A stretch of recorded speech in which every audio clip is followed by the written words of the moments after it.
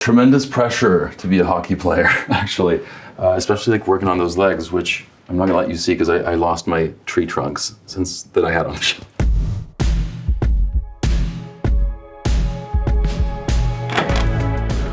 Oh, hi Vanity Fair.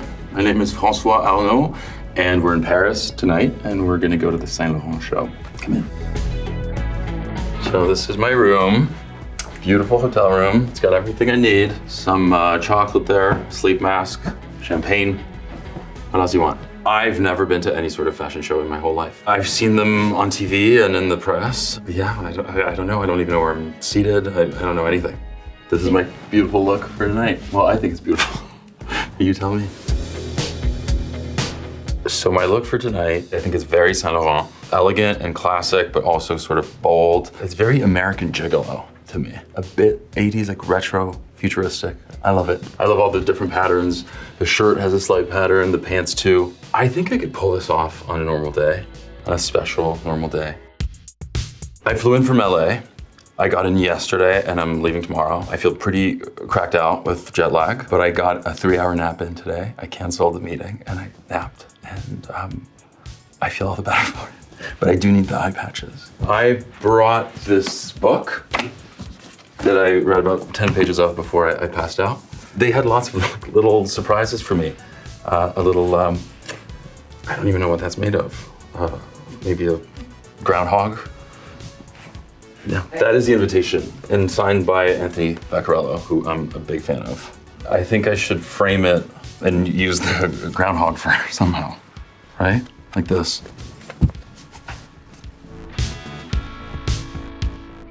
Okay, so my groomer Charlie is here, and you can follow me to the bathroom, and I'll show you what I do to get ready for something like this.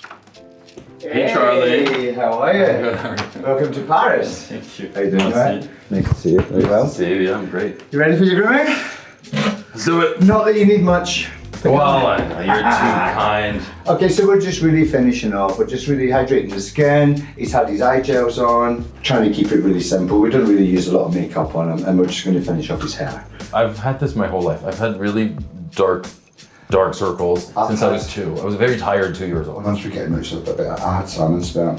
Same as for injections? Yeah, maybe. Do I need that? What does it do? It just gets rid of the trough underneath the eye and the darkness. Wow. And in this, that seems intense. So what does this do? It just takes the puffiness out of the skin, especially if the boys have been flying around. It just kind of... What puffiness? What puffiness do you I've been using red light therapy for a few years now. I did a TV show in the desert and my skin was just wrecked from it. A dermatologist recommended red light therapy before it was like a thing, so I've been doing it, I did it before everyone else. If you stay consistent with it, I find that it really helps with redness and redness. It helps with redness. The success of Heated Rivalry has taken us all by surprise, the magnitude of it. I mean, I always believed in it. We all were so proud of it. It's just nice to get people to react so positively to something that we're so happy and proud to have made. I believed in the project from the start, but to say that I could foresee the magnitude of the reaction, I think it would be cocky. People seeing emotionally available men, I think most people find that quite rare and refreshing. For my storyline in particular, there's something about yearning and an impossible love that I think, well, impossible that turns out to be, not so impossible. That is appealing. I think it's both realistic enough, we're committed to the reality of it, but also it's aspirational. Listen, I think when you do any kind of fiction project, you hope that people connect with it, but to think that it's affected positively real life athletes is just so heartwarming and comforting. What I love most about Scott is how ready he is to live this moment. And there's something beautiful about his willingness to commit to the moment and to someone else. It's still a work in progress for him. He's still like catching up to that readiness, but I find that really moving.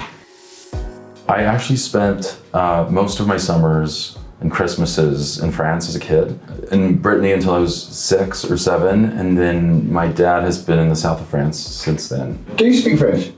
Of course I speak French. With a name like François. So you want to hear some French? Yes. Do you want it in a Quebecois accent or in a French accent? French accent. French? Yeah. D'accord, tu veux que qu'est-ce que tu veux que je te dise? Oh, it's so nice. No, Québécois. Ok. Ok. I'm putting you on the spot. Ok, de quoi tu veux que je te parle? Okay. C'est quand même différent, non? It still sounds really beautiful though. Oh, thank you. Growing up, mostly in Canada, but partly in France, I just always treated the two different accents almost like two different languages, like two dialects. I would click into one or the other. People used to make fun of me as a kid in Canada for coming back to school in September and having a snobby French accent. And then, you know, at the start of the summer, I would come back to France and people would make fun of me for having a Québécois accent. So I just kind of learned to differentiate the two and I would just like drop in. Do you want to give us some French, Charlie? L'addition, s'il vous plaît. L'addition, s'il vous plaît? D'accord, c'est parfait. There you go, you see? But you should know how to act. You should let the other person ask that. That's just when I go to the bar. I think my favorite thing to do in Paris is just walk. Walk around, and you always, like, you don't have to, I don't make any decisions, you just stumble upon incredible looking things, le Panthéon, you know, like, things magically appear to you. And then when you've walked enough, my second favorite thing is to eat. Oui, bonjour. C'est possible d'avoir une salade César au poulet, s'il vous plaît, à la chambre? Merci. Merci. Tremendous pressure to be a hockey player, actually. Especially like working on those legs, which I'm not gonna let you see because I lost my tree trunks since that I had on the show. What I told Jacob when he called me to do the show, I was like, I can't believe you're calling the one Canadian actor who can't skate properly. But turns out he also had called Hudson, who couldn't skate properly either. So we, and then a Texan who had never seen ice. We trained intensively, but we didn't have that much time. We only had about 3 weeks before the show, the shoot started, but we did all the hockey stuff last. So we were able to still train throughout. Oh God, I ate too much in Paris. These pants are too tight. I find that acting is just a great way to be yourself, actually.